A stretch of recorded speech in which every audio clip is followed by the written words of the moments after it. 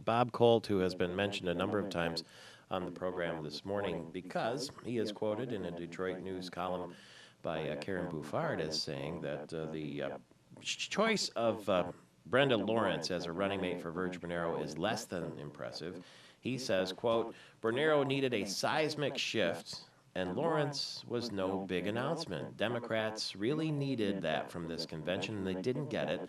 Further, he says, I don't think Lawrence will hurt him, but I don't think she helps him. She's a complete unknown outside of Southeast Michigan, and she hasn't been vetted by the press. Is that accurate quotation, Mr. Kolt? Mr. Kolt is not there. We're going to have to reconnect with him somehow because the line must have dropped out. Is that him on line 3? Is that Bob Kolt? Good morning, sir. It is. Good morning. Thank you very much. I don't know if you heard me read that quotation from you that's in the Detroit News this morning. Maybe you saw it in print already.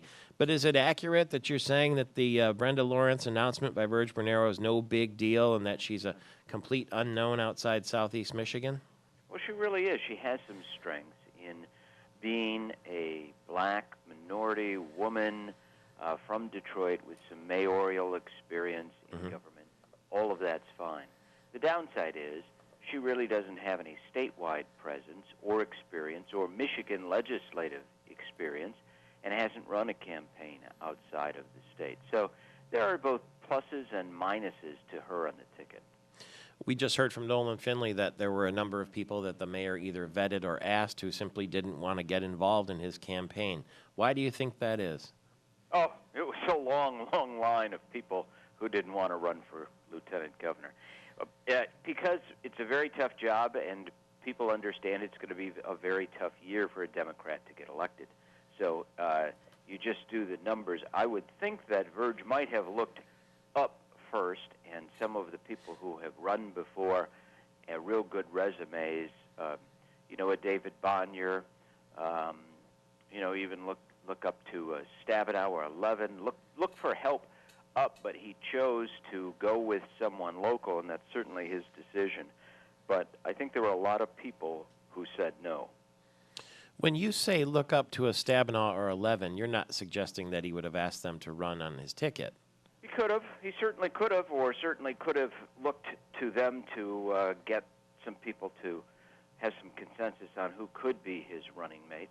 There are a lot of people in state government right now in different positions who are there because they've been good candidates or had run for office before. And I just think that there were a lot of opportunities other than an unknown candidate statewide. Do you think that, and I'll ask him this in a few minutes when the mayor comes on, do you think that he virtually disqualified any white males?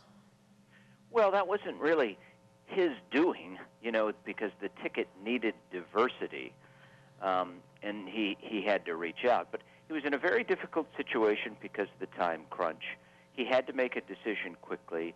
He made a decision that may help him, but at least will not hurt him. And that's a good thing for the ticket. She probably won't hurt him. Unfortunately, she hasn't been vetted by the press. I mean, we don't know what sort of stories would be in her background, and that's kind of scary. I mean, you don't know if there is some incident that would bring shame to her running as a candidate for office.